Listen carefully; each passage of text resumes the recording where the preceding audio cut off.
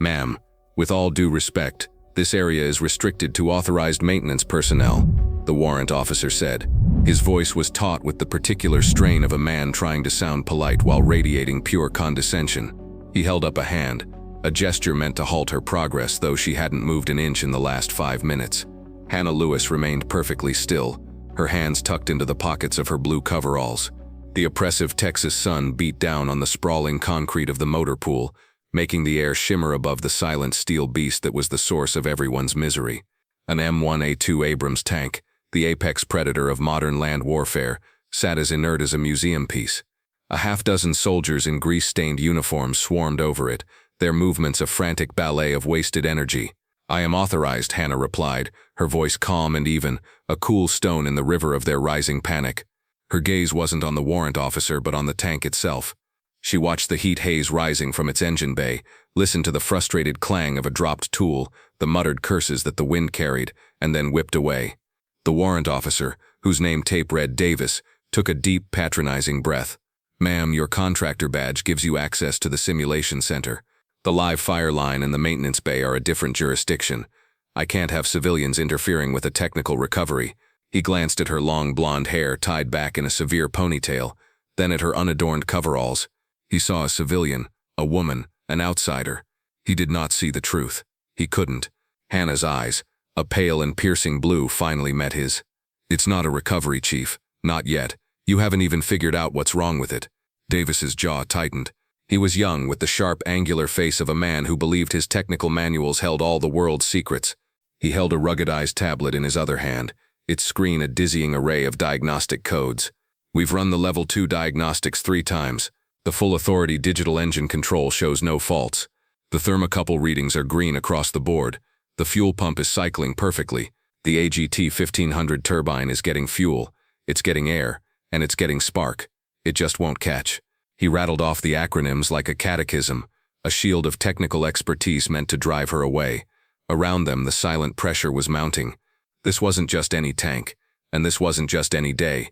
A delegation of foreign military observers was scheduled for a live fire demonstration in less than 2 hours. The base commander, Colonel Thorne, was already pacing like a caged panther over by the command tent, his displeasure a palpable force field. This specific tank, the newest SEPV-3 variant with all the latest upgrades, was meant to be the star of the show. Instead, it was a $40 million paperweight. "The book can't solve everything, Chief," Hannah said, her voice still quiet but now carrying a new edge, a hint of the authority he was so determined not to see. "Sometimes you have to listen to the machine." "Listen to it?" Davis scoffed, a humorless laugh escaping his lips. "It's not telling us anything. The engine turns, but the fire won't light. It's a ghost in the machine." "There are no ghosts," Hannah countered softly. "Just problems you haven't found yet." She took a step forward, her worn-out work boots scuffing on the oil-stained concrete. Her eyes traced the lines of the tank, from the reactive armor tiles on the turret to the massive tow hooks on the glacis plate. Her expression was one of intense familiarity, like a mother gazing at a photo of a child she hadn't seen in years. She knew its contours, its secrets, the places it kept its pain. Davis stepped to block her path, his frustration finally boiling over into open hostility. "Ma'am, I am not going to tell you again. Step back behind the safety line. My team is certified. They are the best armor support technicians on this post. We don't need a civilian contractor offering folk wisdom." The other soldiers paused their work, sensing the shift in the drama. They were exhausted, sweat-soaked, and demoralized. For hours they had followed the checklist, replaced sensors that didn't need replacing, and argued in circles. The tank stubbornly refused to yield its secret. Now this quiet woman in the blue coveralls had become the focal point of the chief's spiraling anger. Hannah didn't flinch. She simply looked past him, her eyes finding a small, almost unnoticeable seam on the engine housing, just below the main air intake. "Did you check the secondary filter seals? The ones behind the acoustic baffling?" Davis's face flushed with color. "That's a depot-level check. It's not on the field-level troubleshooting chart. There's no reason for a seal to fail on a brand-new turbine." "There is if you've been running exercises in fine particle dust for 3 weeks straight," she replied. "That sand gets everywhere.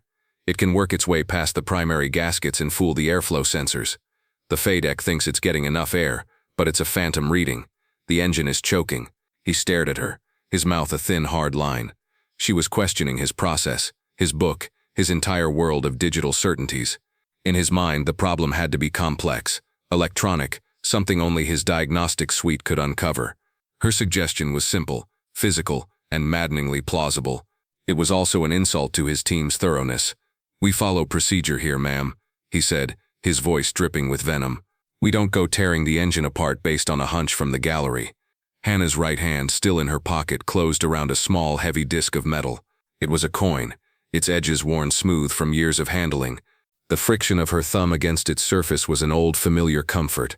As Davis turned his back on her, dismissing her completely to bark a new set of useless orders at his team, the feel of the coin triggered a memory. It wasn't a full picture, just a cascade of sensation. The bone-jarring cold of a desert night in the Iraqi winter, so cold the steel of the turret leached the heat from your very bones. The acrid taste of stale coffee mixed with the gritty film of sand that was on everything. Your teeth, your clothes, your soul. The low, life-affirming hum of this very tank's turbine engine at idle, a sound she knew better than her own heartbeat. It was the sound of safety, of power, of home. Her platoon sergeant, a grizzled old master gunner named Casey, was beside her in the turret, his voice a low rumble in her headset. "This old girl's got a personality, ma'am. You can't just read her the manual. You gotta listen to what she's whispering." The coin, his parting gift, felt warm in her hand even then, a small anchor in a world of chaos. She was pulled back to the present by the sight of an old master sergeant standing near the tool cage. His name was Reyes, and he'd been watching the entire exchange, his arms crossed over his barrel chest, his expression unreadable. Unlike the younger warrant officer, Reyes had the weary, patient eyes of a man who had seen everything the army could throw at a soldier, and then some. He'd seen brilliant officers and foolish ones, machines that worked miracles and machines that broke your heart. He watched Davis berate his team, pushing them to run the same failed diagnostic for a fourth time. He watched Hannah, who had turned away from the confrontation and was now just observing the tank, her head tilted slightly as if she really was listening to it. Reyes's eyes narrowed in a flicker of recognition. He'd seen her before, years ago, not in coveralls but in a dusty flight suit, a CVC helmet tucked under her arm. Captain Lewis, the commander of Crazy Horse Company. The stories about her were legendary in the armor community. Ghost stories told by old NCOs to cherry lieutenants. Reyes made a decision. He pulled out his personal cell phone, his movements economical and discreet. He scrolled through his contacts and found the one he was looking for, the base command sergeant major. He typed a short, simple text. "CSM. You need to get down to the main motor pool. The GDLS contractor they're about to run off the line is Hannah Lewis, the Captain Lewis, from 3rd ACR. She used to command this exact tank." He hit send. The message flew through the air, a digital spark that was about to ignite a wildfire. The audience, the silent watchers of this drama, could now feel it in the air. The power dynamic was about to shift. Help, in a form Chief Davis could not possibly imagine, was already on its way. Inside the climate-controlled command tent, the air was thick with tension. Colonel Marcus Thorne stood over a large digital map, but his focus was entirely on the drama unfolding in his motor pool, visible through the tent's open flap. He was a tall man, built like the tanks he commanded, with a reputation for being demanding but fair. And right now, his demonstration for the Allied delegation was collapsing into a humiliating farce. His command sergeant major, a man whose quiet presence commanded more authority than most officers' shouts, approached him and held out his phone. "Sir, you need to see this." Thorne took the phone, his eyes scanning the text from Master Sergeant Reyes. His expression shifted from pure anger to confusion, then to a dawning, incredulous realization.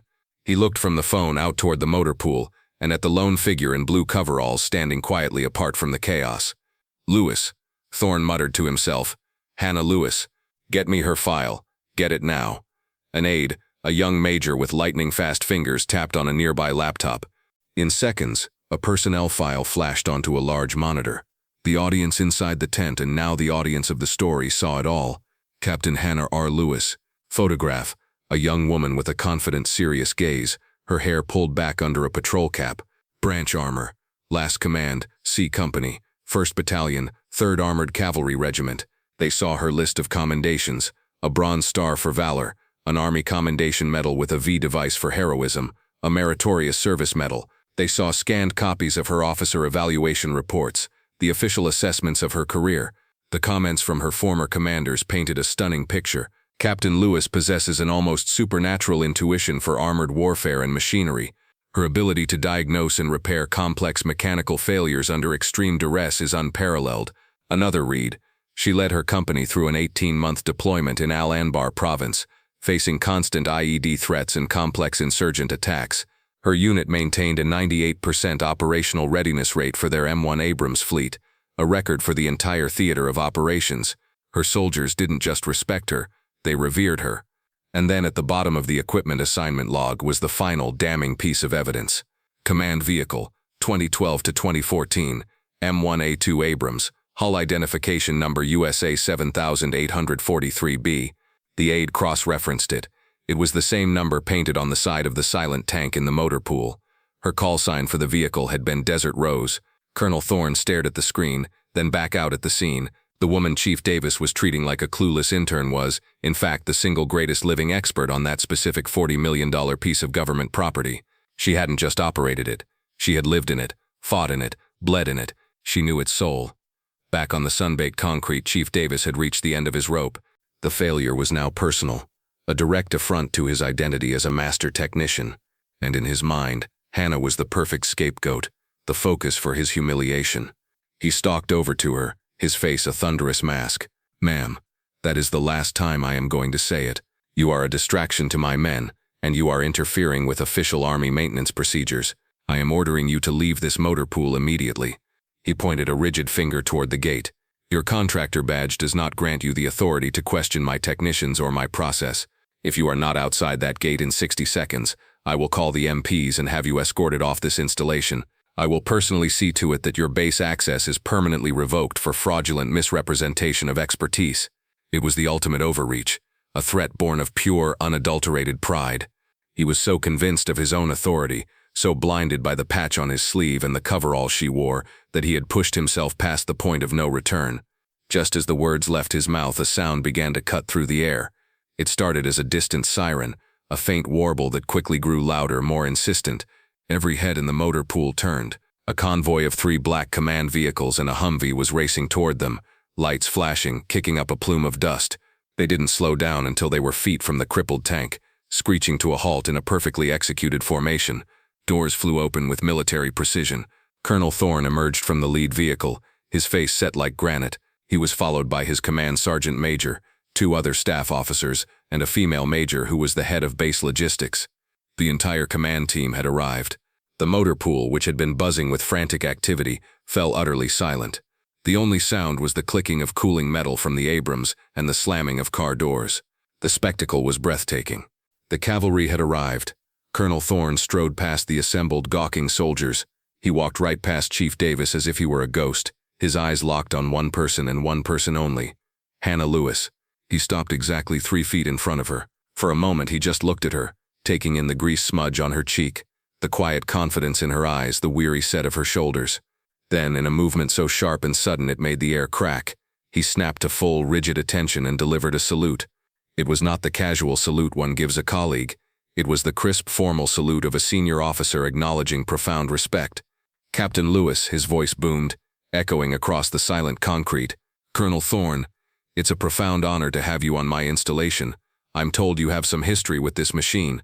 Hannah, momentarily taken aback, returned a slight nod, not a salute. She was a civilian now. "A little, sir." Thorne held his salute for a second longer before dropping it. He then turned, not just to Davis, but to the entire assembly of soldiers and technicians. His voice rose, taking on the commanding tone of a leader about to deliver a history lesson. "For those of you who don't know who this is," he began, his arm sweeping to indicate Hannah, "let me educate you. You are looking at the former commander of Crazy Horse Company, 3rd Armored Cavalry Regiment. You are looking at a woman who kept her entire company of M1 tanks running for 540 consecutive days in the heart of the Al-Anbar province. You are looking at the officer who, during the Second Battle of Ramadi, hot-wired a main gun actuator using nothing but a radio battery and 100 feet of commo wire, while under direct enemy fire, saving her entire crew. A wave of stunned whispers rippled through the crowd. Jaws were slack, eyes were wide. This was the stuff of legend, the kind of story you hear in a bar at Fort Moore and dismiss as an exaggeration. Her company," the colonel continued, his voice resonating with authority, "holds the regimental record for operational readiness during combat operations.